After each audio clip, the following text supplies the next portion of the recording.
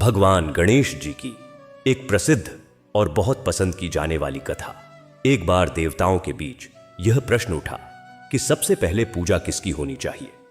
तब भगवान शिव और माता पार्वती ने अपने दोनों पुत्रों गणेश और कार्तिकेय का पाप की परीक्षा लेने का निश्चय किया। उन्होंने कहा, जो पहले पूरे संसार का चक्कर लगाकर वापस आएगा वही प्रथम पूज्य कहलाएगा। कार्तिकेय तुरंत अपने तेज वाहन मोर पर बैठकर पूरे ब्रह्मांड की यात्रा के लिए निकल पड़े। दूसरी ओर गणेश जी का वाहन मूषक था, जो बहुत छोटा और धीमा था। कुछ क्षण सोचने के बाद गणेश जी ने एक उपाय निकाला। उन्होंने अपने माता पिता शिव और पार्वती जी के चारों ओर 3 बार परिक्रमा की और हाथ जोड़कर कहा, मेरे लिए आप ही पूरा संसार है। आपकी परिक्रमा करना ही पूरे जगत की परिक्रमा है। उनकी बुद्धिमानी और भक्ति से प्रसन्न होकर शिव पार्वती ने घोषणा की कि गणेश जी ही प्रथम पूज्य होंगे। तभी से हर शुभ कार्य की शुरुआत गणेश जी की पूजा से होती है। सीख, सच्ची बुद्धि और श्रद्धा से असंभव भी संभव हो जाता है। जय श्री गणेश। और अब इस कथा को और विस्तार दें, इसे और गहराई से समझें, इसे जिएं, इसे महसूस करें। यह केवल एक घटना नहीं है, यह ब्रह्मांड के सबसे प्रिय देवता के प्रथम पूज्य होने की अद्भुत गाथा है।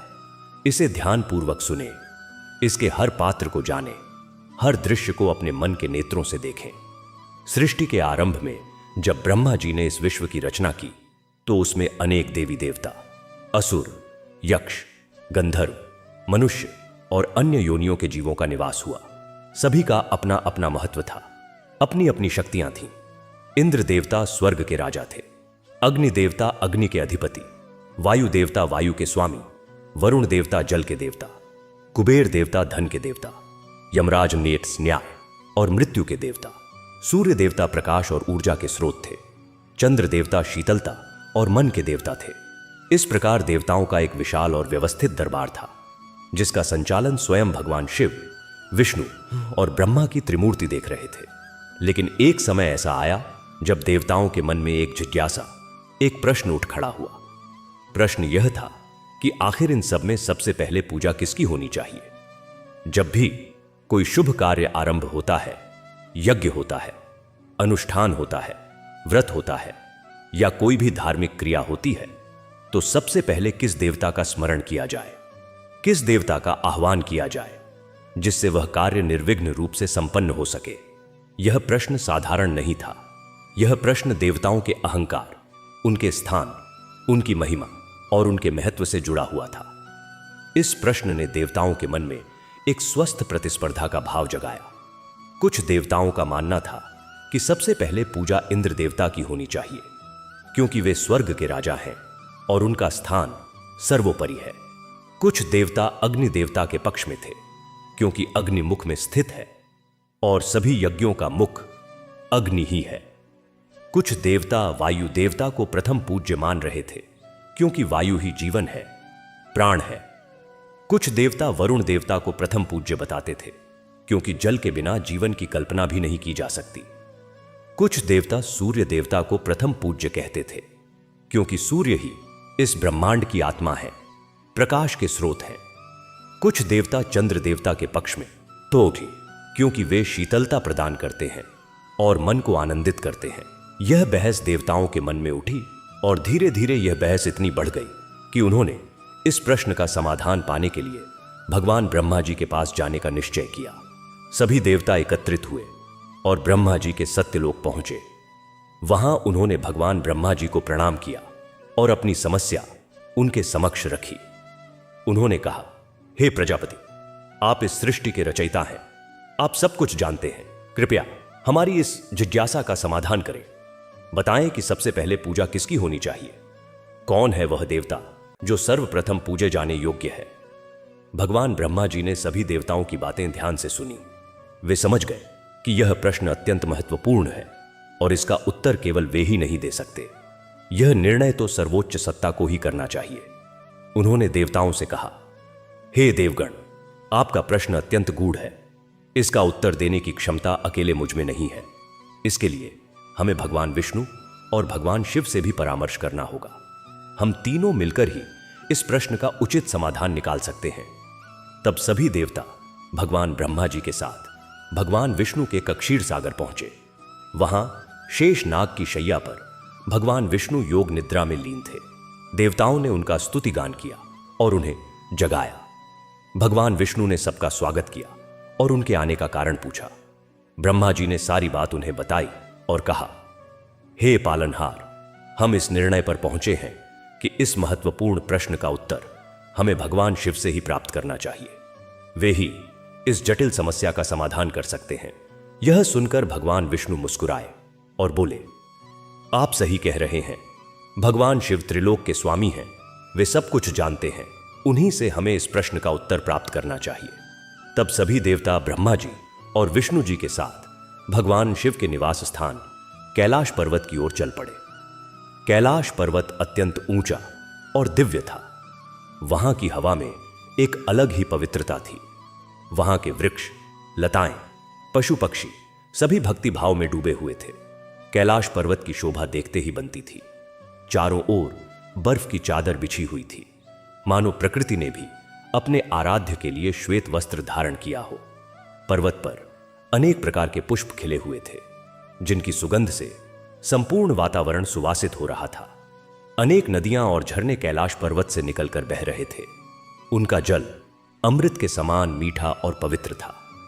जब सभी देवता कैलाश पहुंचे तो उन्होंने देखा कि भगवान शिव ध्यान मुद्रा में बैठे हुए हैं। उनका शरीर भस्म से लिपटा हुआ है। उनके गले में सर्पों का हार है। उनके मस्तक पर चंद्रमा विराजमान है।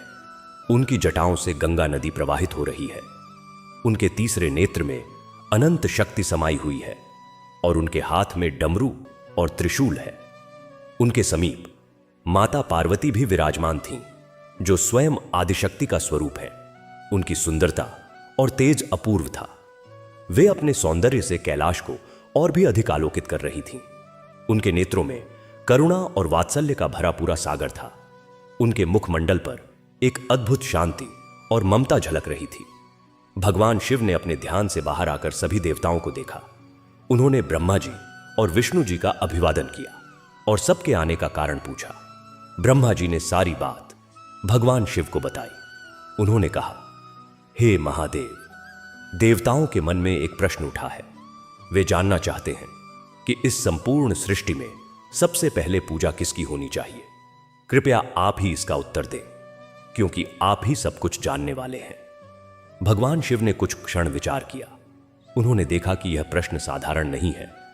इसका उत्तर देने का अर्थ है कि किसी एक देवता को सर्वश्रेष्ठ घोषित करना, जिससे अन्य देवता अप्रसन्न हो सकते हैं। उन्होंने सोचा कि इस प्रश्न का उत्तर केवल बुद्धि और भक्ति के माध्यम से ही दिया जा सकता है। उन्होंने यह भी सोचा कि यह उनके दोनों पुत्रों की परीक्षा लेने का एक अच्छा अवसर है। उनके दो पुत्र थे, बड़े पुत्र कार्तिकेय और छोटे पुत्र गणेश। कार्तिकेय अत्यंत पराक्रमी, वीर और युद्ध कला में निपुण थे। वे देवताओं के सेनापति थे। उनका वाहन मोर था, जो अत्यंत तीव्र गति से उड़ सकता था।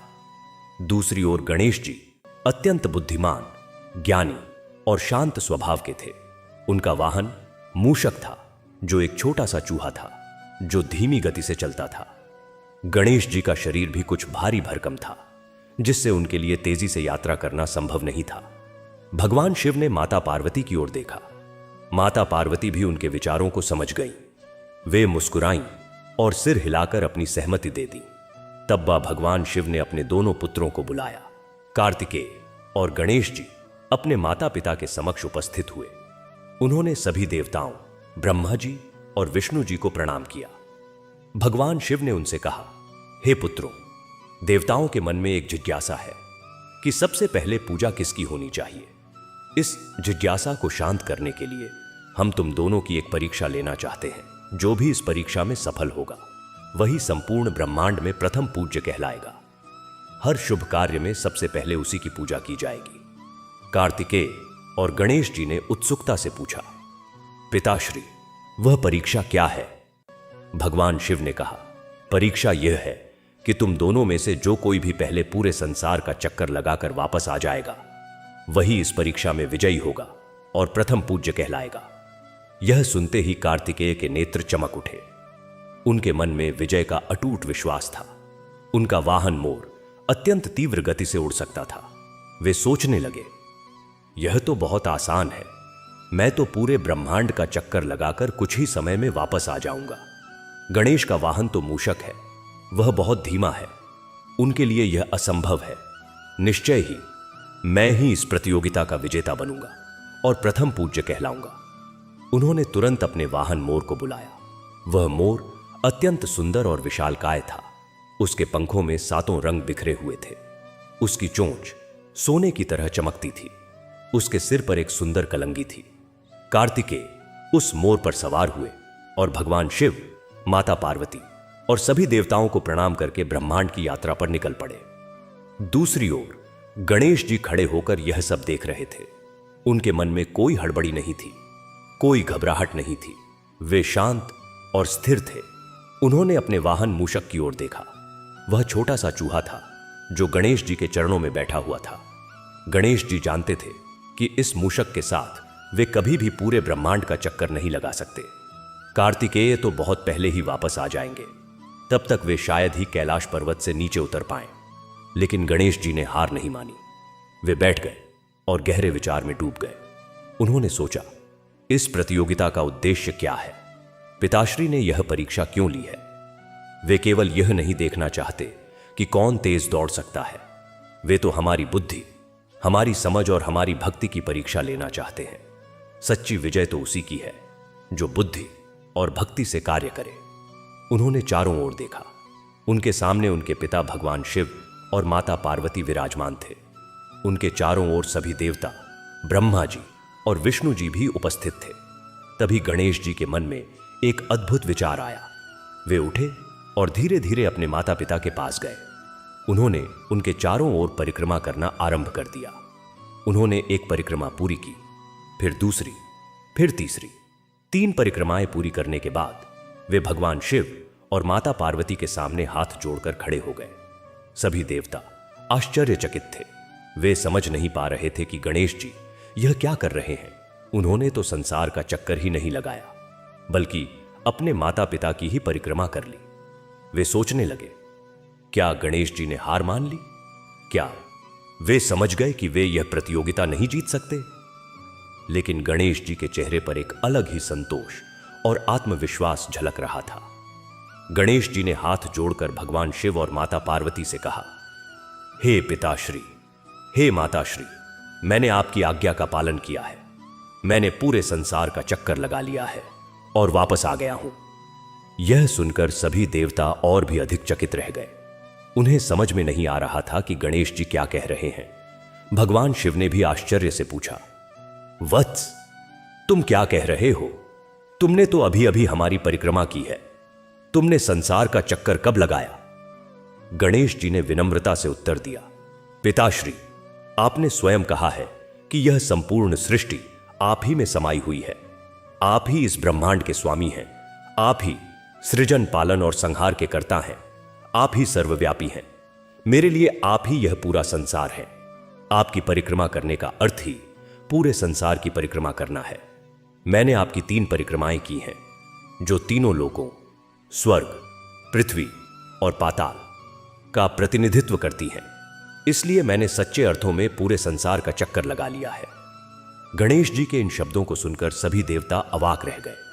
उनके मुंह से अनायास ही वाह वाह निकल पड़ा।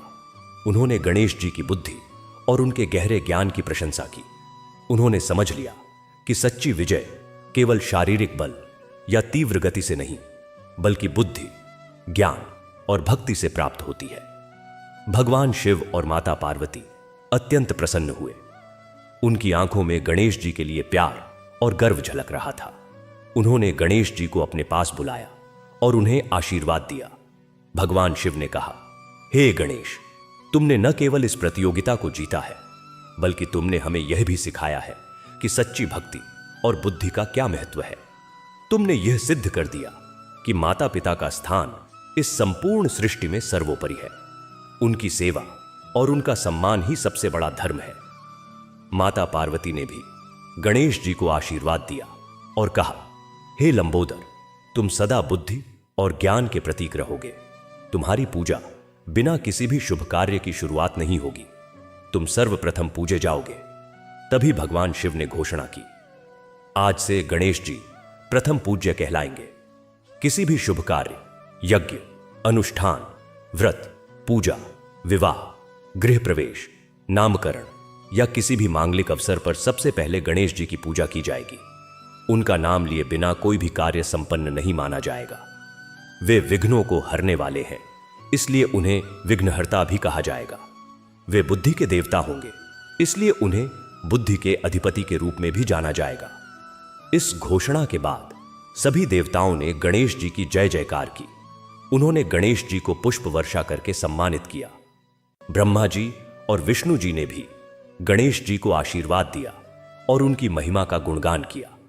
इतने में कार्तिकेय भी ब्रह्मांड की यात्रा करके वापस लौटे। वे अत्यंत थके हुए थे, लेकिन उनके चेहरे पर विजय का गर्व था। वे सोच रहे थे कि अब वे ही प्रथम पूज्य घोषित होंगे।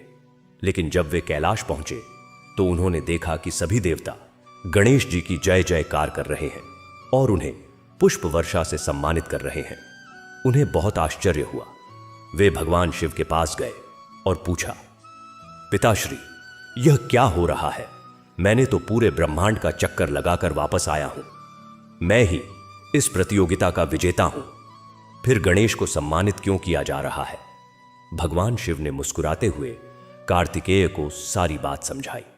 उन्होंने कहा, पुत्र, तुमने शारीरिक रूप से संसार का चक्कर लगाया, लेकिन गणेश ने बुद्धि और भक्ति से यह सिद्ध कर दिया कि माता पिता ही उनके लिए संपूर्ण संसार हैं। उन्होंने हमारी परिक्रमा करके सच्चे अर्थों में संसार की परिक्रमा कर ली। बुद्धि और भक्ति का कोई विकल्प नहीं होता। यही कारण है कि गणेश इस प्रतियोगिता के विजेता घोषित हुए हैं। कार्तिकेय ने भी गणेश जी की बुद्धि की सराहना की। उनके मन में कोई द्वेष नहीं था। उन्होंने गणेश जी को गले लगाया और उन्हें बधाई दी। उन्होंने कहा, भैया, आपने सचमुच अद्भुत बुद्धि का परिचय दिया है। मुझे आप पर गर्व है। आप ही सच्चे अर्थों में प्रथम पूज्य होने के अधिकारी हैं। इस प्रकार गणेश जी प्रथम पूज्य घोषित हुए और तभी से हर शुभ कार्य की शुरुआत गणेश जी की पूजा से होती है। अब इस कथा को और विस्तार दें, इसे और गहराई से समझें। यह कथा केवल एक प्रतियोगिता की कहानी नहीं है, बल्कि यह जीवन के कई महत्वपूर्ण सिद्धांतों को समझाने वाली एक अद्भुत गाथा है। आइए इस कथा के हर पात्र को विस्तार से जानें, हर घटना के पीछे छिपे अर्थ को समझें। भगवान गणेश का विस्तृत परिचय। भगवान गणेश जी हिंदू धर्म के सबसे प्रिय और लोकप्रिय देवताओं में से एक हैं। उनका स्वरूप अत्यंत अद्भुत और मनमोहक है। उनका एक मुख है, लेकिन उस एक मुख में ही संपूर्ण ब्रह्मांड के दर्शन होते हैं। उनकी सूंड लंबी और सुंदर है, जो उनकी बुद्धि और विवेक का प्रतीक है। उनके कान बड़े बड़े हैं, जो यह दर्शाते हैं कि वे सभी की बातें ध्यान से सुनते हैं। उनके दांतों में से एक दांत टूटा हुआ है, जिसके पीछे भी एक पौराणिक कथा है। एक बार परशुराम जी भगवान शिव से मिलने कैलाश आए, तब गणेश जी ने उन्हें रोक दिया। क्रोधित होकर परशुराम जी ने अपने फरसे से गणेश जी पर वार कर दिया, जिससे उनका एक दांत टूट गया। लेकिन गणेश जी ने इसे अपना सौभाग्य माना और तभी से वे एकदंत कहलाए। उनका शरीर भारी भरकम है, जो संपूर्ण ब्रह्मांड के भार को धारण करने की क्षमता रखता है। उनके उदर, पेट में संपूर्ण सृष्टि समाई हुई है। उनकी 4 भुजाएं हैं, जिनमें वे अलग अलग वस्तुएं धारण करते हैं। एक हाथ में वे कुल्हाड़ी धारण करते हैं, जो सभी बाधाओं को काटने का प्रतीक है। दूसरे हाथ में वे अंकुश धारण करते हैं, जो इच्छाओं और वासनाओं पर नियंत्रण का प्रतीक है। तीसरे हाथ में वे वरद मुद्रा में होते हैं, जो भक्तों को वरदान देने का प्रतीक है। चौथे हाथ में वे अभय मुद्रा में होते हैं, जो भक्तों को निर्भय करने का प्रतीक है। कभी कभी वे अपने एक हाथ में मोदक का लड्डू भी धारण करते हैं, जो मिठास और आनंद का प्रतीक है। उनका वाहन मूषक है, जो एक छोटा सा चूहा है। यह भी एक गूढ़ अर्थ रखता है। चूहा अंधकार में रहता है, वह अज्ञान का प्रतीक है। गणेश जी का वाहन चूहा होना यह दर्शाता है कि वे अज्ञान रूपी अंधकार को परास्त करके ज्ञान रूपी प्रकाश की ओर ले जाते हैं। चूहा छोटा होते हुए भी विशालकाय गणेश जी को ले जाने में सक्षम है। यह इस बात का प्रतीक है कि भक्ति और समर्पण से छोटा व्यक्ति भी बड़े से बड़े कार्य को संपन्न कर सकता है। गणेश जी बुद्धि, ज्ञान, विवेक, समृद्धि और सौभाग्य के देवता हैं। उन्हें विघ्नहर्ता भी कहा जाता है क्योंकि वे अपने भक्तों के सभी विघ्नों को हर लेते हैं। उनकी पूजा बिना किसी भी शुभ कार्य की शुरुआत नहीं होती। उनके अनेक नाम हैं: गणपति, गजानन, लंबोदर, एकदंत, वक्रतुंड, सिद्धिविनायक, विघ्नेश्वर और भी अनेक। माता पार्वती का विस्तृत परिचय। माता पार्वती हिमालय राज की पुत्री हैं। वे आदिशक्ति, दुर्गा, काली, लक्ष्मी, सरस्वती का ही स्वरूप है। वे भगवान शिव की अर्धांगिनी हैं। उनके बिना शिव शव के समान हैं। वे ही हैं जो शिव को संसार से जोड़ती हैं। वे करुणा, ममता, प्रेम, सौंदर्य, शक्ति और भक्ति की देवी हैं। माता पार्वती का स्वरूप अत्यंत मनमोहक है। उनका गौर वर्ण, कोमल अंग, सुंदर नेत्र, मुखमंडल पर सदा एक मधुर मुस्कान बिखरी रहती है। वे सदा भगवान शिव के साथ कैलाश पर्वत पर निवास करती हैं। उनके हाथों में कमल का पुष्प, त्रिशूल, डमरू आदि होते हैं। उनका वाहन सिंह है जो शक्ति का प्रतीक है। माता पार्वती ने भगवान शिव को पति रूप में पाने के लिए घोर तपस्या की थी। उनकी तपस्या से प्रसन्न होकर भगवान शिव ने उन्हें अपनी पत्नी के रूप में स्वीकार किया। वे गणेश जी और कार्तिकेय की माता हैं। उनका गणेश जी के प्रति विशेष स्नेह है। यह वही माता पार्वती हैं जिन्होंने अपने हाथों से गणेश जी की रचना की थी। एक बार स्नान करते समय माता पार्वती ने अपने शरीर के मैल से एक पुतला बनाया और उसमें प्राण फूंक दिए। यही गणेश जी थे। उन्होंने गणेश जी को अपने कक्ष के द्वार पर पहरा देने का आदेश दिया। जब भगवान शिव वहां आए तो गणेश जी ने उन्हें रोक दिया। इससे क्रोधित होकर भगवान शिव ने गणेश जी का सिर धड़ से अलग कर दिया। जब माता पार्वती को यह पता चला तो वे अत्यंत क्रोधित हुईं और उन्होंने संपूर्ण सृष्टि को नष्ट करने का संकल्प ले लिया। तब भगवान शिव ने अपनी गलती सुधारने के लिए एक हाथी के बच्चे का सिर लाकर गणेश जी के धड़ से जोड़ दिया। इस प्रकार गणेश जी गजानन कहलाए। भगवान शिव का विस्तृत परिचय। भगवान शिव त्रिदेवों में से एक हैं। वे संहार के देवता हैं, लेकिन साथ ही वे करुणामय, भोलेनाथ, आशुतोष भी हैं। वे सरलता से प्रसन्न होने वाले देवता हैं। उनका निवास कैलाश पर्वत है। वे सदा ध्यान में लीन रहते हैं। उनके गले में सर्पों का हार है जो उनकी निर्भयता का प्रतीक है। उनके मस्तक पर चंद्रमा विराजमान है जो शीतलता और सौम्यता का प्रतीक है। उनकी जटाओं से गंगा नदी प्रवाहित होती है जो ज्ञान की धारा का प्रतीक है। उनके तीसरे नेत्र में अनंत शक्ति समाई हुई है। जब वे क्रोधित होते हैं तो अपने तीसरे नेत्र से कामदेव को भस्म कर सकते हैं। उनके हाथों में डमरू और त्रिशूल है। डमरू से नाद ब्रह्म की उत्पत्ति होती है और त्रिशूल त्रिदोषों, वात, पित्त, कफ सुबिका ना करता है। उनका वाहन नंदी है जो एक बैल है। वे भस्म से अपने शरीर को लपेटे रहते हैं जो इस बात का प्रतीक है कि यह संसार नश्वर है। अंत में सब कुछ भस्म ही हो जाना है।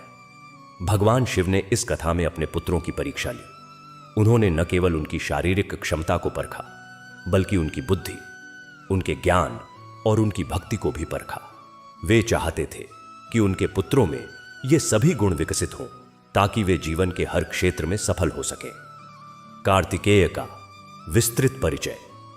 कार्तिकेय भगवान शिव और माता पार्वती के बड़े पुत्र हैं। उन्हें मुरुगन, सुब्रह्मण्यम, शम्मुख, षणमुख, स्कंद आदि नामों से भी जाना जाता है। वे देवताओं के सेनापति हैं। उनका स्वरूप अत्यंत आकर्षक और तेजस्वी है। वे सदा युवा अवस्था में हैं, इसलिए उन्हें कुमार भी कहा जाता है। उनके 6 मुख हैं जो 6 दिशाओं का ज्ञान दर्शाते हैं। उनके हाथों में शक्ति, एक प्रकार का अस्त्र, और धनुष बाण होता है। उनका वाहन मोर है जो अत्यंत सुंदर और तीव्र गति से उड़ने वाला पक्षी है।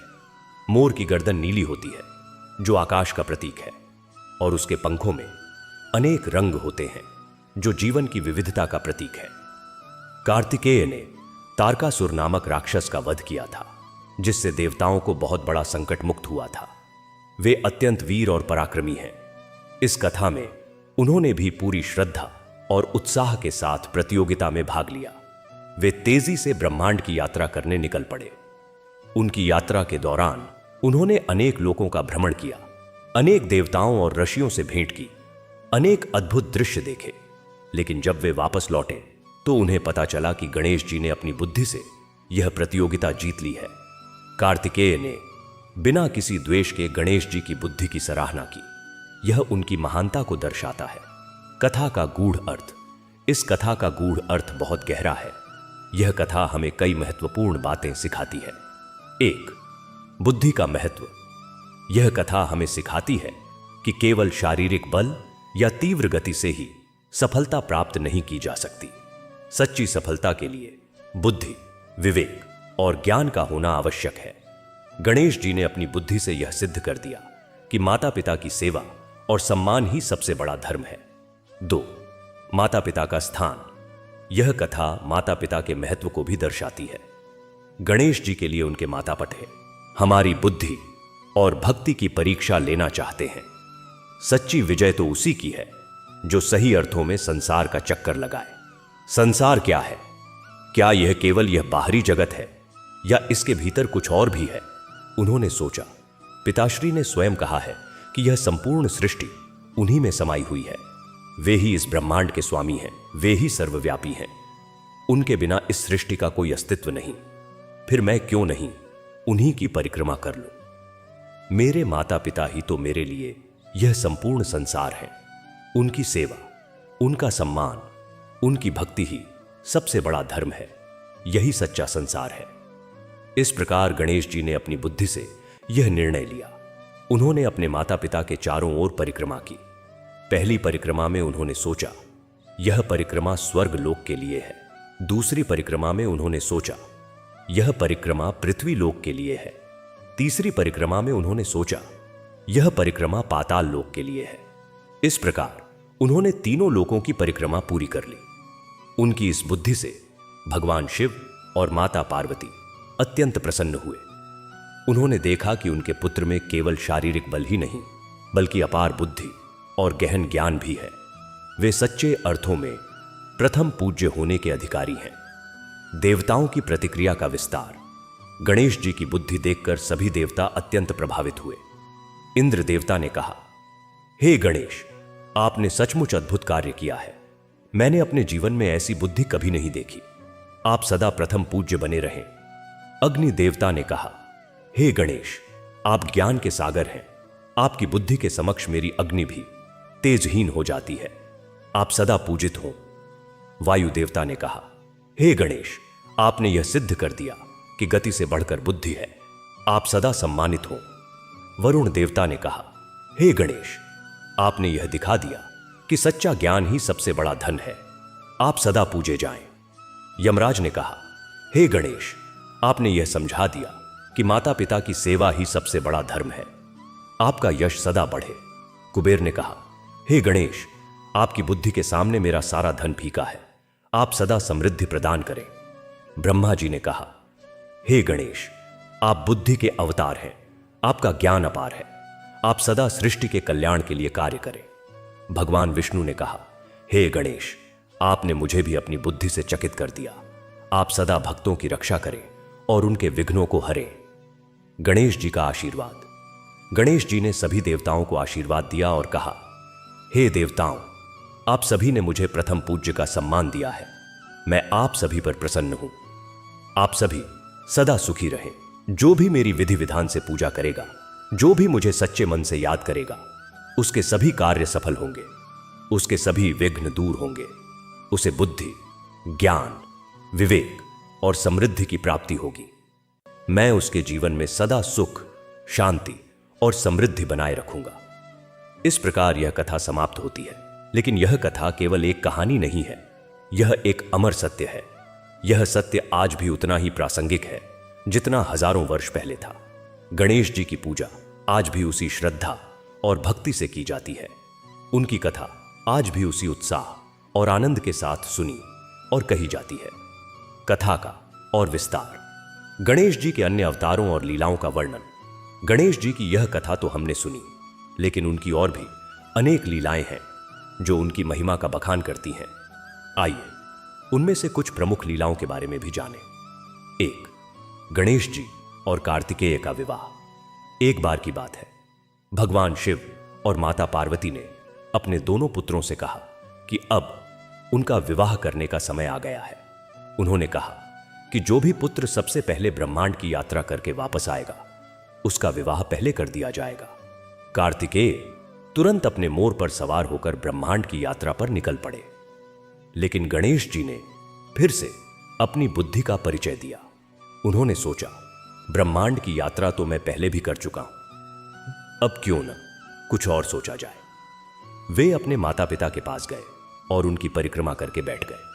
उन्होंने कहा, मेरे लिए आप ही ब्रह्मांड हैं। मैंने आपकी परिक्रमा कर ली, इसलिए मैं विजयी हुआ। उनकी इस बुद्धि से प्रसन्न होकर भगवान शिव ने उनका विवाह रद्धि और सिद्धि नामक 2 कन्याओं से कर दिया। रद्धि और सिद्धि बुद्धि और सफलता की प्रतीक है। कार्तिकेय जब वापस लौटे तो उन्हें पता चला कि गणेश जी का विवाह हो चुका है। वे इस बार भी गणेश जी करिए जी की बुद्धि की सराहना करते हुए ब्रह्मचारी बने रहे। 2. गणेश जी और कुबेर का अहंकार भंग। एक बार धन के देवता कुबेर को अपने धन का बहुत अहंकार हो गया। वे सोचने लगे कि वे सबसे धनवान हैं और उनके धन के सामने कोई टिक नहीं सकता। उन्होंने सोचा कि क्यों न भगवान शिव को भोजन पर आमंत्रित किया जाए और उन्हें दिखाया जाए कि मेरे यहां कितना वैभव है। वे कैलाश पर्वत पहुंचे और भगवान शिव को निमंत्रण दिया।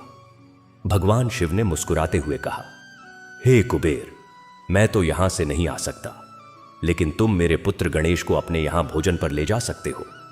वह बहुत भोजन करते हैं, देखते हैं तुम्हारा धन उनका पेट भर पाता है या नहीं। कुबेर ने सोचा, यह तो और भी अच्छा है। एक बच्चे का पेट भरना तो बहुत आसान है। मैं उन्हें इतना भोजन करवाऊंगा कि वे तृप्त हो जाएंगे और मेरी महिमा सब जगह फैल जाएगी। वे गणेश जी को अपने साथ अलकापुरी, कुबेर की नगरी, ले गए। वहां उन्होंने गणेश जी के लिए विशाल भोजन का आयोजन किया। तरह तरह के व्यंजन बनवाए गए। गणेश जी भोजन करने बैठे। उन्होंने सारा भोजन एक ही बार में खा लिया, फिर भी उनका पेट नहीं भरा। उन्होंने और मांगा। कुबेर ने और भोजन मंगवाया, वह भी एक ही बार में समाप्त हो गया। गणेश जी का पेट अभी भी खाली था। कुबेर के सारे भंडार खाली हो गए। उसने आसपास के राज्यों से भी भोजन मंगवाया, लेकिन सब समाप्त हो गया। गणेश जी का पेट नहीं भर रहा था। तब गणेश जी ने कुबेर से कहा, मुझे अभी और भूख लगी है, जल्दी से कुछ और लाओ। कुबेर के पास अब कुछ नहीं बचा था। वह घबरा गया। उसे अपने अहंकार पर पछतावा हुआ। वह गिड़गिड़ाने लगा और गणेश जी से क्षमा मांगने लगा। गणेश जी ने कहा, मेरी भूख तो केवल भगवान शिव ही शांत कर सकते हैं, मुझे कैलाश ले चलो। कुबेर गणेश जी को कैलाश ले गए। वहां भगवान शिव ने गणेश जी को एक मुट्ठी भर चावल खिलाए, जिससे उनकी भूख शांत हो गई। कुबेर को अपने अहंकार का पाठ पढ़ाया गया और उसने समझ लिया कि सच्चा धन भक्ति है, न कि सांसारिक वैभव। 3. गणेश जी और लिखित महाभारत। एक बार वेद व्यास जी ने महाभारत की रचना करने का निश्चय किया। वे एक ऐसे लेखक की तलाश कर रहे थे जो उनके बोलने की गति के साथ साथ लिख सके। उन्होंने भगवान गणेश से इस कार्य को करने का अनुरोध किया। गणेश जी ने यह कार्य स्वीकार कर लिया, लेकिन एक शर्त रखी। उन्होंने कहा, मैं तभी लिखूंगा जब आप बिना रुके बोलते रहेंगे। मेरी लेखनी एक अक्षण के लिए भी नहीं रुकनी चाहिए। वेद व्यास जी ने यह शर्त स्वीकार कर ली और एक और शर्त रखी। उन्होंने कहा, ठीक है, लेकिन आप भी तभी लिखेंगे जब आप जो लिख रहे हैं उसे पूरी तरह से समझ लेंगे। बिना समझे आप नहीं लिखेंगे। गणेश जी ने यह शर्त भी स्वीकार कर ली। इस प्रकार महाभारत का लेखन कार्य शुरू हुआ। वेद व्यास जी बोलते जा रहे थे और गणेश जी लिखते जा रहे थे। कभी कभी वेद व्यास जी को थोड़ा विश्राम लेने के लिए या कुछ सोचने के लिए रुकना पड़ता था, लेकिन गणेश जी की लेखनी नहीं रुकती थी। तब वेद व्यास जी एक ऐसा कठिन श्लोक बोल देते थे जिसे समझने में गणेश जी को थोड़ा समय लग जाता था। इस प्रकार वेद व्यास जी को थोड़ा विश्राम मिल जाता था। इस प्रकार महाभारत का लेखन कार्य संपन्न हुआ। यह घटना गणेश जी की बुद्धि और ज्ञान का एक और प्रमाण है। 4. गणेश जी और चंद्रमा का श्राप। एक बार गणेश जी अपने वाहन मूषक पर सवार होकर कहीं जा रहे थे। रात का समय था और चंद्रमा आकाश में पूरी तरह से खिला हुआ था। अचानक गणेश जी के सामने एक सर्प आ गया। मूषक डर गया और भाग खड़ा हुआ। इससे गणेश जी का संतुलन बिगड़ गया और वे जमीन पर गिर पड़े। उनका पेट फट गया और सारे लड्डू बाहर निकल गए। गणेश जी ने सर्प को पकड़कर अपने पेट पर बांध लिया और सारे लड्डू वापस अंदर डाल लिए। यह सब देखकर चंद्रमा जोर जोर से हंसने लगा। गणेश जी को चंद्रमा की यह हंसी बहुत बुरी लगी। उन्होंने क्रोधित होकर चंद्रमा को श्राप दे दिया, तुमने मेरा मजाक उड़ाया है, इसलिए आज से तुम कभी भी पूर्ण रूप से दिखाई नहीं दोगे। चंद्रमा को अपनी गलती का एहसास हुआ। वह गणेश जी से क्षमा मांगने लगा। गणेश जी ने कहा, मैं अपना श्राप तो वापस नहीं ले सकता, लेकिन इतना कर सकता हूं कि तुम महीने में एक दिन पूर्ण रूप से दिखाई दोगे। उस दिन तुम्हारे दर्शन करना बहुत शुभ होगा। तभी से चंद्रमा पूर्णिमा के दिन पूर्ण रूप से दिखाई देता है और उस दिन गणेश जी की विशेष पूजा का प्रचलन है। इसे गणेश चतुर्थी के नाम से भी जाना जाता है, जो भाद्रपद मास के शुक्ल पक्ष की चतुर्थी को मनाई जाती है। 5. गणेश जी और परशुराम जी का प्रसंग। इस प्रसंग का उल्लेख हम पहले ही कर चुके हैं कि कैसे परशुराम जी के क्रोध से गणेश जी का एक दांत टूट गया था। परशुराम जी भगवान शिव के परम भक्त थे और वे उनसे मिलने कैलाश आए थे। उस समय गणेश जी ने उन्हें रोक दिया था, क्योंकि भगवान शिव ध्यान में लीन थे। परशुराम जी ने क्रोध में आकर गणेश जी पर अपने फरसे से वार कर दिया। गणेश जी जानते थे कि यह फरसा भगवान शिव ने परशुराम जी को दिया था, इसलिए उन्होंने उसका अपमान नहीं किया और उसे सहन कर लिया। उनका एक दांत टूट गया, लेकिन उन्होंने इसे अपना सौभाग्य माना और तभी से वे एकदंत कहलाए। गणेश जी के विभिन्न नामों का अर्थ, गणेश जी के अनेक नाम हैं और हर नाम के पीछे एक गूढ़ अर्थ छिपा है। गणेश गणों, शिव के गणों के ईश्वर, गणपति गणों के स्वामी, विघ्नहर्ता विघ्नों को हरने वाले, विघ्नेश्वर विघ्नों के स्वामी, उन्हें उत्पन्न करने और हरने की शक्ति रखने वाले, एकदंत एक दांत वाले, गजानन हाथी के मुख वाले, लंबोदर लंबे पेट वाले, वक्रतुंड टेढ़ी सूंड वाले, सिद्धि विनायक सिद्धियों उपलब्धियों के स्वामी, भालचंद्र मस्तक पर चंद्रमा धारण करने वाले, ढूंढीराज ढूंढी नामक राक्षस के राजा, उसे परास्त करने वाले, हेरंब वीर और बुद्धिमान, माता पार्वती के प्रिय पुत्र। गणेश जी की पूजा विधि। गणेश जी की पूजा अत्यंत सरल और सहज है। किसी भी शुभ कार्य से पहले उनकी पूजा की जाती है। उनकी पूजा में निम्नलिखित बातों का विशेष ध्यान रखा जाता है। 1. स्मरण। सबसे पहले गणेश जी का स्मरण किया जाता है। उनके मंत्रों का जाप किया जाता है। सबसे प्रसिद्ध मंत्र है एवं गणेशाय नमः। 2. मूर्ति या चित्र स्थापना। गणेश जी की मूर्ति या चित्र को एक चौकी पर स्थापित किया जाता है। 3. आवाहन। गणेश जी को पूजा ग्रहण करने के लिए आमंत्रित किया जाता है। 4. आसन। उन्हें आसन प्रदान किया जाता है। लाल या पीला वस्त्र बिछाया जाता है। 5. पाद्य। उनके चरण धोने के लिए जल अर्पित किया जाता है। 6. अर्घ्य। उन्हें स्नान के लिए जल अर्पित किया जाता है। 7. आचमनीय। उन्हें पीने के लिए जल अर्पित किया जाता है। 8. स्नान। उन्हें पंचामृत, दूध, दही, घी, शहद, शक्कर से स्नान कराया जाता है। फिर शुद्ध जल से स्नान कराया जाता है। 9. वस्त्र। उन्हें नए वस्त्र लाल या पीला अर्पित किए जाते हैं। 10. यज्ञोपवीत। उन्हें जनेऊ अर्पित किया जाता है। 11. चंदन। उन्हें चंदन का तिलक लगाया जाता है। 12. अक्षत। उन्हें अक्षत चावल अर्पित किए जाते हैं। 13. पुष्प। उन्हें फूल, विशेषकर लाल फूल, गुड़हल, दूर्वा अर्पित किए जाते हैं। दूर्वा एक प्रकार की घास, उन्हें अत्यंत प्रिय है। 14. धूप। उन्हें धूप दिखाई जाती है। 15. दीप। उन्हें दीप, दिया दिखाया जाता है। 16. नैवेद्य। उन्हें भोजन, विशेषकर मोदक या लड्डू, नारियल, केला अर्पित किया जाता है। 17. नमस्कार। उन्हें प्रणाम किया जाता है और अपनी मनोकामना कही जाती है। 18. आरती। उनकी आरती उतारी जाती है। 19. प्रसाद वितरण। प्रसाद सभी में वितरित किया जाता है। गणेश जी की पूजा में मोदक या लड्डू का विशेष महत्व है। कहा जाता है कि मोदक उनका प्रिय भोजन है।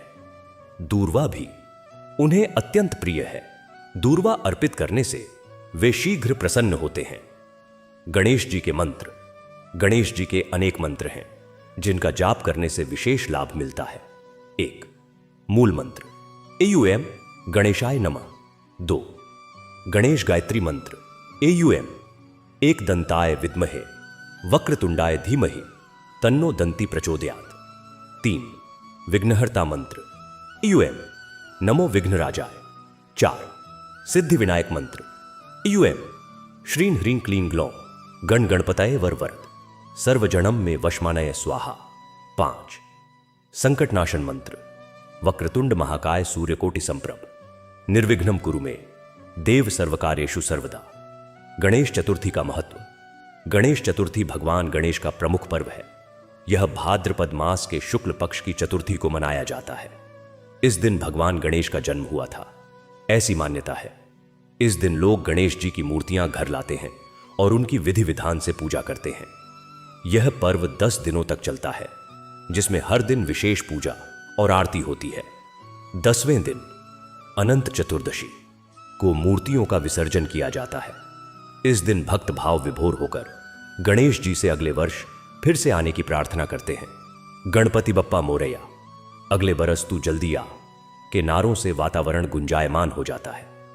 निष्कर्ष, गणेश जी की यह कथा हमें जीवन जीने की कला सिखाती है। यह हमें सिखाती है कि बुद्धि, ज्ञान और भक्ति से हम जीवन के हर क्षेत्र में सफलता प्राप्त कर सकते हैं। यह हमें माता पिता का सम्मान करना सिखाती है। यह हमें विनम्र रहना सिखाती है। यह हमें सिखाती है कि अहंकार का अंत अवश्य होता है। यह हमें सिखाती है कि सच्चा सुख सांसारिक वैभव में नहीं, बल्कि आध्यात्मिक ज्ञान और संतोष में है।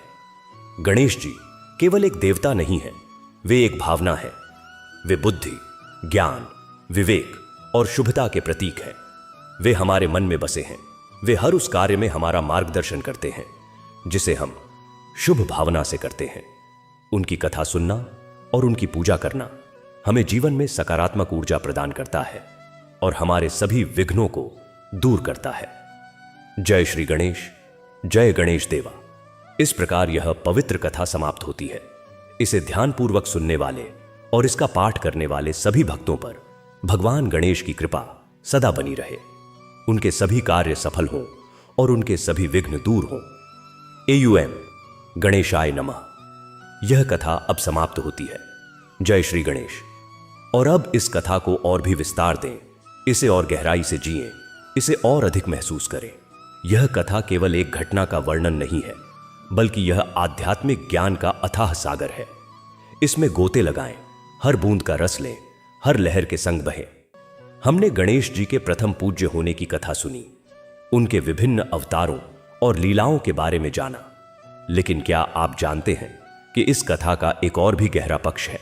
यह कथा केवल गणेश जी और कार्तिकेय के बीच की प्रतियोगिता की कहानी नहीं है, बल्कि यह हर उस व्यक्ति के लिए एक प्रेरणा है जो जीवन में सफलता प्राप्त करना चाहता है। आइए अब इस कथा के प्रत्येक पात्र को और विस्तार से जानें, उनके जीवन के उन पहलुओं को समझें जो हमें आज भी प्रेरित करते हैं। भगवान शिव का और विस्तृत परिचय। त्रिनेत्रधारी, नटराज, अर्धनारीश्वर, भैरव और भी अनेक स्वरूप। भगवान शिव केवल संहार के देवता ही नहीं हैं, वे अनेक स्वरूपों में पूजे जाते हैं। उनके प्रत्येक स्वरूप का अपना अलग महत्व और अर्थ है। त्रिनेत्रधारी, 3 नेत्रों वाले। भगवान शिव के 3 नेत्र हैं। ये 3 नेत्र 3 गुणों सत, रज, तम के प्रतीक हैं। बायां नेत्र चंद्र नेत्र कहलाता है, जो शीतलता और सौम्यता का प्रतीक है। दायां नेत्र सूर्य नेत्र कहलाता है, जो तेज और ऊर्जा का प्रतीक है। मध्य का नेत्र अग्नि नेत्र है, जो ज्ञान और विवेक का प्रतीक है। यह तीसरा नेत्र तब खुलता है जब क्रोध या अज्ञान की चरम सीमा हो जाती है। कामदेव को भस्म करने वाली यही अग्नि है। यह हमें सिखाता है कि जब हमारा विवेक जागृत होता है तो हमारी सभी इच्छाएं और वासनाएं भस्म हो जाती हैं। नटराज, नृत्य के राजा। भगवान शिव का नटराज स्वरूप अत्यंत प्रसिद्ध है। इस स्वरूप में वे तांडव नृत्य करते हुए दिखाई देते हैं। यह नृत्य सृष्टि के आरंभ और अंत का प्रतीक है। उनके दाहिने हाथ में डमरू है जो नाद ब्रह्म की उत्पत्ति का प्रतीक है। उनके बाएं हाथ में अग्नि है, जो संहार का प्रतीक है। उनके दाहिने पैर से उन्होंने मृत्युंजय, अपने पर नामक असुर को दबा रखा है, जो अहंकार और अज्ञान का प्रतीक है। उनका बायां पैर उठा हुआ है, जो भक्तों को आशीर्वाद देने का प्रतीक है। उनके चारों ओर अग्नि की ज्वालाएं हैं, जो ब्रह्मांड का चक्र दर्शाती हैं।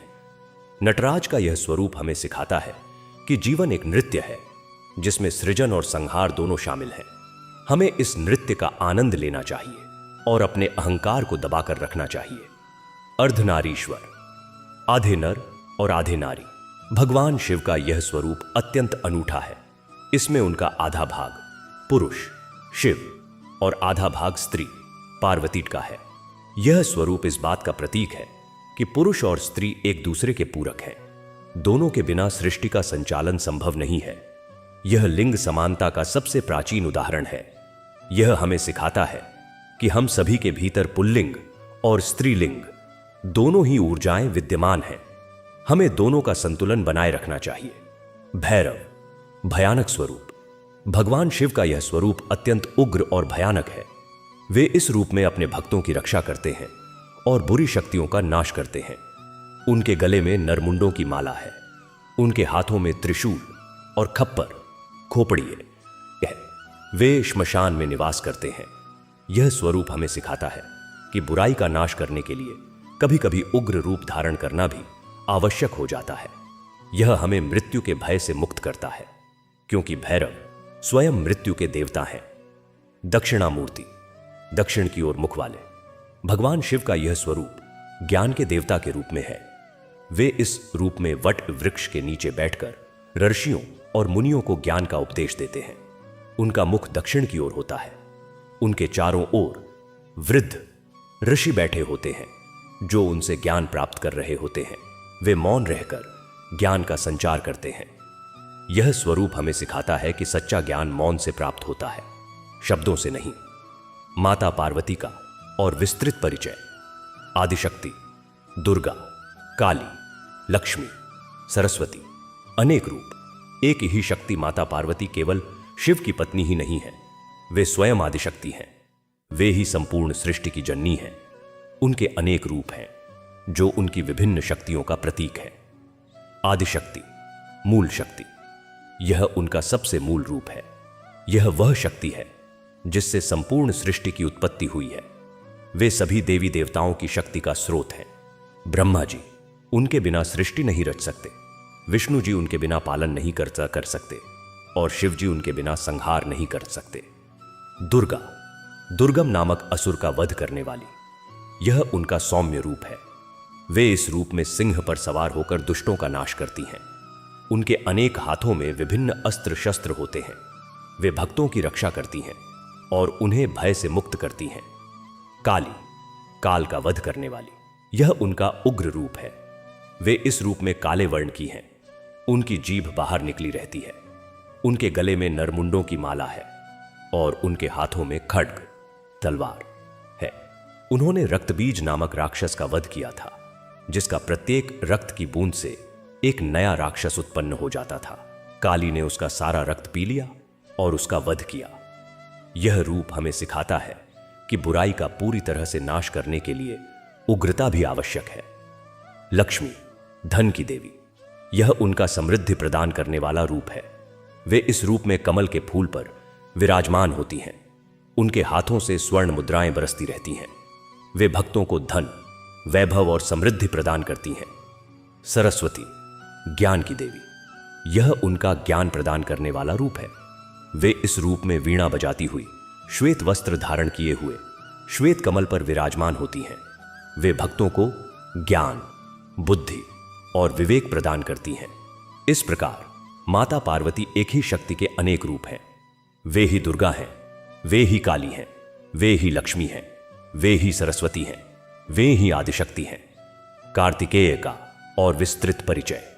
षण्मुख, सुब्रह्मण्यम, मुरुगन, कुमार, स्कंद, वीरता और पराक्रम के प्रतीक कार्तिकेय केवल भगवान शिव के पुत्र ही नहीं हैं, वे देवताओं के सेनापति हैं। उनके अनेक नाम हैं और हर नाम के पीछे एक कहानी है। षण्मुख, 6 मुख वाले, कार्तिकेय के 6 मुख हैं। उनका जन्म अत्यंत रोचक है। तारकासुर नामक राक्षस ने वरदान प्राप्त कर लिया था कि उसका वध केवल भगवान शिव के पुत्र ही कर सकते हैं। भगवान शिव समाधि में लीन थे। देवता चिंतित थे। उन्होंने कामदेव को भगवान शिव की समाधि भंग करने के लिए भेजा। कामदेव ने अपने बाण चलाए, जिससे भगवान शिव की समाधि भंग हुई और उनका वीर्य अग्नि में गिर गया। अग्नि उसे सहन नहीं कर सकी, इसलिए उसे गंगा में डाल दिया गया। गंगा भी उसे सहन नहीं कर सकी, इसलिए उन्होंने उसे सरवण, एक प्रकार के वन में रख दिया। वहां उस वीर्य से 6 बालक उत्पन्न हुए। कृत्तिका नामक 6 अप्सराओं ने उनका पालन पोषण किया। जब माता पार्वती ने उन्हें देखा तो उन्होंने उन सभी को एक रूप में समाहित कर लिया, जिससे 6 मुख वाले कार्तिकेय का जन्म हुआ। उनका नाम कार्तिकेय इसलिए पड़ा क्योंकि कृत्तिकाओं ने उनका पालन पोषण किया था। देव सेनापति, देवताओं के सेनापति कार्तिकेय ने तारकासुर का वध किया था, जिससे देवताओं को भयंकर संकट से मुक्ति मिली थी। इसके बाद उन्हें देवताओं का सेनापति नियुक्त किया गया। सुब्रह्मण्यम, इस नाम का अर्थ है ब्रह्म, परमात्मा के प्रिय। वे ज्ञान और वैराग्य के प्रतीक हैं। मुरुगन, यह नाम दक्षिण भारत में अत्यंत प्रचलित है। इसका अर्थ है सुंदर। वे अत्यंत सुंदर और आकर्षक हैं। कार्तिकेय का वाहन मोर है। मोर एक सुंदर और तीव्र गति से उड़ने वाला पक्षी है, लेकिन उसका स्वभाव अत्यंत अहंकारी भी होता है। यह इस बात का प्रतीक है कि वीरता और पराक्रम के साथ साथ अहंकार भी आ सकता है। लेकिन कार्तिकेय ने इस अहंकार को त्याग दिया और अपने भाई की सफलता पर खुशी मनाई। यह उनकी महानता को दर्शाता है। गणेश जी के वाहन मूषक का गूढ़ अर्थ हमने चूहे, मूषक का अर्थ अज्ञान और अंधकार बताया था, लेकिन इससे भी गहरा अर्य। इस प्रकार कार्तिकेय ने अनेक लोकों का भ्रमण किया। उन्होंने अनेक देवी देवताओं के दर्शन किए, अनेक ऋषि मुनियों से ज्ञान प्राप्त किया, अनेक अद्भुत दृश्य देखे। लेकिन यह यात्रा इतनी लंबी थी कि उन्हें कई युग बीत गए। जब वे वापस कैलाश पहुंचे तो उन्होंने देखा कि गणेश जी को प्रथम पूज्य घोषित कर दिया गया है। उनके मन में थोड़ी निराशा हुई, लेकिन उन्होंने तुरंत अपने मन को संयत किया। उन्होंने सोचा, मैंने तो बाहरी दुनिया का भ्रमण किया, लेकिन गणेश ने आंतरिक सत्य को पहचाना। उन्होंने माता पिता को ही संसार मान लिया, जबकि मैं संसार को ढूंढने निकल पड़ा। सच्चा संसार तो हमारे भीतर ही है। उन्होंने गणेश जी को गले लगाया और कहा, भैया, आपने सचमुच अद्भुत बुद्धि का परिचय दिया है। मुझे आप पर गर्व है। आप ही सच्चे अर्थों में प्रथम पूज्य होने के अधिकारी हैं। गणेश जी की उस समय की मानसिक दशा का विस्तार। जब कार्तिकेय ब्रह्मांड की यात्रा पर निकल गए तो गणेश जी वहीं बैठे रहे। उनके आसपास के लोग उन्हें देखकर शायद सोच रहे होंगे कि वे हार मान चुके हैं, लेकिन गणेश जी के मन में कोई हार नहीं थी। वे गहरे ध्यान में डूब गए। उन्होंने सोचा, यह संसार क्या है? यह मेरा शरीर क्या है? मैं कौन हूं? उन्होंने महसूस किया कि यह शरीर नश्वर है, यह मन चंचल है, यह बुद्धि सीमित है, लेकिन इन सब के पीछे जो चेतना है, जो आत्मा है, वही सत्य है। वही आत्मा पामा उनके माता पिता में भी है, उनके भाई में भी है, सभी देवताओं में भी है और संपूर्ण ब्रह्मांड में भी है। वही आत्मा सर्वव्यापी है। उन्होंने सोचा, यदि यह आत्मा सर्वव्यापी है तो मुझे कहीं जाने की आवश्यकता नहीं है। मैं जहां हूं वहीं संपूर्ण ब्रह्मांड विद्यमान है। मेरे माता पिता में भी यही आत्मा है। उनकी परिक्रमा करने का अर्थ ही संपूर्ण ब्रह्मांड की परिक्रमा करना है। यह उनकी बुद्धि नहीं थी, यह उनका ज्ञान था। उन्होंने अपने ज्ञान से इस सत्य को पहचाना। यही कारण था कि उनकी युक्ति सफल हुई। यह केवल एक चाल नहीं थी, बल्कि यह उनके आध्यात्मिक ज्ञान का प्रकटीकरण था। कथा से मिलने वाली सीखों का और विस्तार। 1. आत्मज्ञान का महत्व। यह कथा हमें आत्मज्ञान का महत्व सिखाती है। बाहरी दुनिया को जीतने से बड़ा नहीं है, बल्कि अपने भीतर के सत्य को पहचानना सबसे बड़ी जीत है। गणेश जी ने बाहरी यात्रा न करके आंतरिक यात्रा की और सफल हुए। 2. सत्य की पहचान। यह कथा हमें सत्य की पहचान करना सिखाती है। सत्य यह है कि यह संपूर्ण ब्रह्मांड एक ही परम सत्ता में समाया हुआ है। उस परम सत्ता के दर्शन हमें अपने भीतर और अपने आसपास हर जगह हो सकते हैं। 3. अहंकार का त्याग। यह कथा हमें अहंकार का त्याग करना सिखाती है। कार्तिकेय ने यद्यपि शारीरिक रूप से संसार की यात्रा की थी, लेकिन उनके मन में विजय का अहंकार नहीं था। जब वे हार गए तो उन्होंने खुशी खुशी अपने भाई की सफलता स्वीकार कर ली। यह अहंकार के त्याग का सबसे बड़ा उदाहरण है। 4. माता पिता की महिमा। यह कथा माता पिता की महिमा का बखान करती है। उनकी सेवा और उनका सम्मान ही सबसे बड़ा धर्म है। उन्हीं में सारे देवता बसते हैं। उनकी परिक्रमा करना ही सारे तीर्थों की यात्रा के समान है। 5. सच्ची सफलता। यह कथा हमें सच्ची सफलता का मर्म समझाती है। सच्ची सफलता केवल बाहरी उपलब्धियों से नहीं मिलती, बल्कि आंतरिक संतोष और ज्ञान से मिलती है। गणेश जी को उनकी बुद्धि और ज्ञान के कारण सफलता मिली, न कि केवल इसलिए कि उन्होंने कोई तरकीब निकाल ली थी। गणेश जी की अन्य लीलाओं का वर्णन। हमने कुछ लीलाओं के बारे में सुना, लेकिन उनकी और भी अनेक लीलाएं हैं। आइए उनमें से कुछ और के बारे में जानें। 6. गणेश जी और सिंधुरासुर का वध।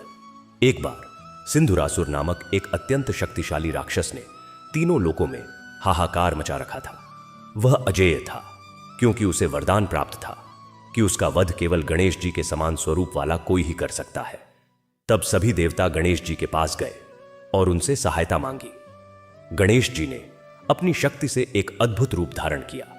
वे एक सिंह पर सवार हुए और उनके हाथों में अनेक अस्त्र शस्त्र थे। उन्होंने सिंधुरासुर से भयंकर युद्ध किया और अंत में उसका वध कर दिया। इस रूप में उन्हें सिंहवाहिनी गणेश के नाम से भी जाना जाता है। 7. गणेश जी और देवताओं का उद्धार। एक बार सभी देवताओं पर कोई भयंकर संकट आ पड़ा।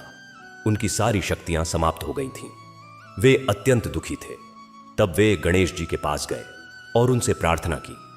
गणेश जी ने उनकी प्रार्थना सुनी और अपनी सूंड से गंगा जल लेकर उन पर छिड़क दिया। उस जल के छिड़कने से उनकी सारी शक्तियां वापस आ गईं और वे पुनः बलवान हो गए। यह घटना गणेश जी की कृपा और शक्ति का प्रतीक है। 8. गणेश जी और भक्त प्रहलाद। एक बार भक्त प्रहलाद ने गणेश जी की घोर तपस्या की। वे कई वर्षों तक कठिन तपस्या में लीन रहे। गणेश जी उनकी तपस्या से अत्यंत प्रसन्न हुए और उन्हें दर्शन दिए। उन्होंने प्रहलाद से वरदान मांगने को कहा। प्रहलाद ने कहा, हे गणेश, मुझे कोई वरदान नहीं चाहिए। मैं तो केवल आपकी भक्ति में लीन रहना चाहता हूं। प्रहलाद की इस भक्ति से गणेश जी अत्यंत प्रसन्न हुए और उन्हें हमेशा अपने भक्तों की रक्षा करने का आशीर्वाद दिया। 9. गणेश जी और राजा बलि का अहंकार। राजा बलि ने अपने दान और पराक्रम से तीनों लोकों पर विजय प्राप्त कर ली थी। उसे अपने दान का बहुत अहंकार हो गया था। उसने एक विशाल यज्ञ का आयोजन किया और घोषणा की कि जो कोई भी उससे कुछ भी मांगेगा वह उसे दे देगा। भगवान विष्णु ने वामन अवतार लेकर उससे 3 पग भूमि दान में मांग ली और फिर विराट रूप धारण करके तीनों लोकों को 2 पगों में नाप लिया। तीसरा पग रखने के लिए कोई स्थान नहीं बचा था। तब बलि ने अपना सिर आगे कर दिया और वामन ने अपना तीसरा पग उसके सिर पर रखकर उसे पाताल लोक भेज दिया। इस घटना के बाद बलि को अपने अहंकार पर पछतावा हुआ। उसने गणेश जी की आराधना की और उनसे क्षमा मांगी। गणेश जी ने उसे क्षमा कर दिया और उसे आशीर्वाद दिया कि वह हर साल एक दिन के लिए पृथ्वी पर आ सकेगा। यह दिन ओणम के नाम से जाना जाता है। 10. गणेश जी और समुद्र मंथन। समुद्र मंथन के समय जब विष निकला तो सभी देवता और असुर भयभीत हो गए। भगवान शिव ने वह विष अपने कंठ में धारण कर लिया। उस विष के प्रभाव से उनका कंठ नीला पड़ गया और वे नीलकंठ कहलाए। लेकिन उसके बाद भी देवताओं को अनेक कठिनाइयों का सामना करना पड़ा। तब उन्होंने गणेश जी की आराधना की और उनसे सहायता मांगी। गणेश जी ने उन्हें सलाह दी कि वे भगवान विष्णु की सहायता लें। उनकी सलाह पर ही देवताओं ने भगवान विष्णु से सहायता मांगी और अमृत प्राप्त किया। यह घटना गणेश जी के ज्ञान और मार्गदर्शन का प्रतीक है। गणेश जी के प्रतीकों का गूढ़ अर्थ। गणेश जी की मूर्ति के प्रत्येक अंग का एक गूढ़ अर्थ है। इसे समझना हमारे लिए अत्यंत आवश्यक है। गजानन हाथी का मुख। हाथी बुद्धि, शक्ति और विवेक का प्रतीक है। उसका मुख बड़ा होता है, जो यह दर्शाता है कि हमें सदा बड़ा सोचना चाहिए। उसके कान बड़े होते हैं, जो यह दर्शाते हैं कि हमें अधिक सुनना चाहिए और कम बोलना चाहिए। उसकी सूंड लंबी और लचीली होती है, जो यह दर्शाती है कि हमें हर परिस्थिति में ढलने की क्षमता रखनी चाहिए। एक दांत, टूटा हुआ दांत यह दर्शाता है कि हमें अपने अहंकार का त्याग कर देना चाहिए। एक दांत होने का अर्थ यह भी है कि वे अद्वैत, एक ही सत्य के प्रतीक हैं। लंबोदर, लंबा पेट यह दर्शाता है कि उनमें संपूर्ण ब्रह्मांड को समाने की क्षमता है। यह उदारता और सहनशीलता का भी प्रतीक है। वे सुख दुख, लाभ हानि, जय पराजय सब कुछ अपने पेट में समा लेते हैं। चार भुजाएं चार दिशाओं का प्रतीक है। यह दर्शाता है कि वे सर्वव्यापी हैं और सभी दिशाओं में अपने भक्तों की रक्षा करते हैं। चार भुजाओं में धारित वस्तुएं भी अर्थपूर्ण हैं।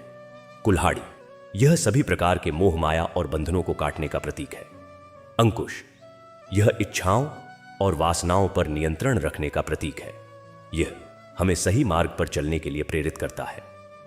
वरद मुद्रा, वरदान देने वाला हाथ, यह दर्शाता है कि वे अपने भक्तों पर सदा कृपा बनाए रखते हैं और उनकी मनोकामनाएं पूरी करते हैं।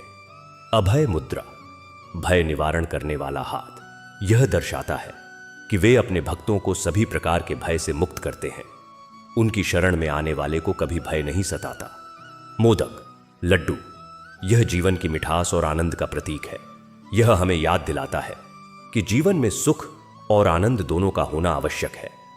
मूषक, चूहा, वाहन, जैसा कि हमने पहले बताया, यह हमारे मन की चंचलता और इच्छाओं का प्रतीक है। गणेश जी का इस पर सवार होना यह दर्शाता है कि वे हमारे मन के स्वामी हैं। वे हमारी इच्छाओं को नियंत्रित कर सकते हैं और हमें सही मार्ग पर ले जा सकते हैं। दाहिनी ओर सूंड, गणेश जी की सूंड प्रायः दाहिनी ओर मुड़ी होती है। इसे दक्षिणावर्ती गणेश कहा जाता है। यह अत्यंत शुभ और सिद्धिदायक माना जाता है। यह सूर्य मार्ग का प्रतीक है, जो सकारात्मक ऊर्जा का संचार करता है। गणेश जी के विभिन्न रूप और उनके नाम। गणेश जी के 32 मुख्य रूप बताए गए हैं। उनमें से कुछ प्रमुख रूप इस प्रकार हैं।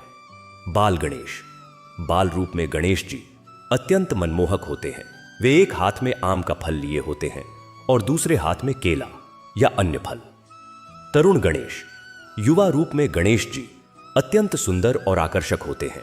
उनके हाथों में पुष्प बाण, अक्षय पात्र, आम और परशु, कुल्हाड़ी होते हैं। वीर गणेश, वीर रूप में गणेश जी अत्यंत उग्र होते हैं। उनके हाथों में खड्ग, ढाल, बाण आदि अस्त्र शस्त्र होते हैं। वे राक्षसों का वध करते हुए दिखाई देते हैं। शक्ति गणेश, इस रूप में गणेश जी देवी शक्ति के साथ दिखाई देते हैं। यह उनका शक्तिशाली रूप है। द्विज गणेश, इस रूप में गणेश जी ब्राह्मण के समान वेश धारण किए होते हैं। उनके हाथों में पुस्तक, कमंडल, जपमाला आदि होते हैं। सिद्धि गणेश, इस रूप में गणेश जी अपनी पत्नी सिद्धि के साथ दिखाई देते हैं। वे सिद्धियों, उपलब्धियों कार्य के स्वामी हैं। उच्छिष्ट गणेश, यह गणेश जी का एक विशेष रूप है। इस रूप में उनकी पूजा तांत्रिक विधि से की जाती है। उनके साथ देवी उच्छिष्ट चांडालिनी भी होती हैं। विघ्न गणेश, इस रूप में गणेश जी विघ्नों के स्वामी हैं। वे अपने भक्तों के विघ्नों को हरते हैं और शत्रुओं के लिए विघ्न उत्पन्न करते हैं। क्षिप्र गणेश, यह गणेश जी का वह रूप है जो अपने भक्तों की मनोकामनाएं शीघ्र पूरी करते हैं। उनकी पूजा से शीघ्र फल की प्राप्ति होती है। गणेश जी की पूजा में प्रयुक्त होने वाली वस्तुओं का महत्व। दूर्वा, एक प्रकार की घास। दूर्वा गणेश जी को अत्यंत प्रिय है। इसके 3 पत्ते होते हैं जो त्रिदेव, ब्रह्मा, विष्णु, शिव या त्रिगुण, सत, रज, तम के प्रतीक है। दूर्वा अर्पित करने से गणेश जी शीघ्र प्रसन्न होते हैं और सभी मनोकामनाएं पूरी करते हैं। मोदक, लड्डू, मोदक मिठास और आनंद का प्रतीक है। यह जीवन में सुख और समृद्धि लाने का प्रतीक है। मोदक अर्पित करने से गणेश जी प्रसन्न होते हैं और भक्तों को आनंद की प्राप्ति होती है। लाल पुष्प, लाल रंग ऊर्जा और शक्ति का प्रतीक है। गणेश जी को लाल पुष्प अत्यंत प्रिय है। गुड़हल का फूल विशेष रूप से उन्हें प्रिय है। चंदन, चंदन शीतलता और पवित्रता का प्रतीक है। यह मन को शांत रखने में सहायक होता है। अक्षत, चावल, अक्षत अखंडता और समृद्धि का प्रतीक है। यह जीवन में स्थिरता लाने का प्रतीक है। नारियल। नारियल त्रिदेवों का प्रतीक है। इसके ऊपरी कठोर भाग को ब्रह्मांड, भीतरी रेशे को जीव और पानी को अमृत माना जाता है। इसे अर्पित करने का अर्थ है ब्रह्मांड में अपना सब कुछ समर्पित कर देना। गणेश जी की आरती का अर्थ। गणेश जी की आरती का प्रत्येक पद अर्थपूर्ण है। आइए इसे समझें। जय गणेश, जय गणेश, जय गणेश देवा। माता जाकी पार्वती, पिता महादेवा। यह पद गणेश जी की वंदना है। उनके माता पिता का नाम लेकर उन्हें सम्मान दिया जा रहा है। एक दंत दयावंत, चार भुजाधारी, माथे पर तिलक सोहे, मूसे की सवारी। यह पद उनके स्वरूप का वर्णन है। वे एक दंत हैं, दयालु हैं, चार भुजाएं वेग हैं, मस्तक पर तिलक है और उनका वाहन मूषक है। पान चढ़े, फूल चढ़े और चढ़े मेवा, लड्डुअन का भोग लगे, संत करें सेवा। यह पद उनकी पूजा में चढ़ाई जाने वाली वस्तुओं का वर्णन है। उन्हें पान, फूल, मेवा और लड्डू का भोग लगाया जाता है। अंधे को आंख देत, कोढ़िन को काया, बांझन को पुत्र देत, निर्धन को माया। यह पद उनकी कृपा का वर्णन है। वे अंधे को आंखें देते हैं, कोढ़ी को रोग मुक्त करते हैं, बांझ को पुत्र देते हैं और निर्धन को धन देते हैं। सूर श्याम कुमार। भक्तन पर दया करो, तुम्हारी आरती गाऊं जो कोई नर गावे। कहत शिवानंद स्वामी, सुख संपत्ति पावे। यह पद गणेश जी की स्तुति है। उनकी आरती गाने वाले को सुख और संपत्ति की प्राप्ति होती है। गणेश जी के मंत्रों का जाप करने की विधि और लाभ। गणेश जी के मंत्रों का जाप करने से अनेक लाभ होते हैं, लेकिन इसके लिए कुछ नियमों का पालन करना आवश्यक है। शुद्धता। जाप करने से पूर्व स्नान करके स्वच्छ वस्त्र धारण करें। एकाग्रता। जाप एकाग्रचित्त होकर करें, मन को भटकने न दें। नियमितता। जाप नियमित रूप से करें। प्रतिदिन कम से कम 108 बार मंत्र का जाप करें। श्रद्धा। जाप श्रद्धा और भक्ति भाव से करें। गणेश जी के मंत्रों के जाप से निम्नलिखित लाभ होते हैं। 1. बुद्धि का विकास। गणेश जी बुद्धि के देवता हैं। उनके मंत्रों के जाप से बुद्धि का विकास होता है और ज्ञान की प्राप्ति होती है। 2. विघ्नों का नाश। गणेश जी विघ्नहर्ता हैं। उनके मंत्रों के जाप से जीवन के सभी विघ्न दूर होते हैं और कार्य सफल होते हैं। 3. धन समृद्धि की प्राप्ति। गणेश जी की कृपा से धन और समृद्धि की प्राप्ति होती है। 4.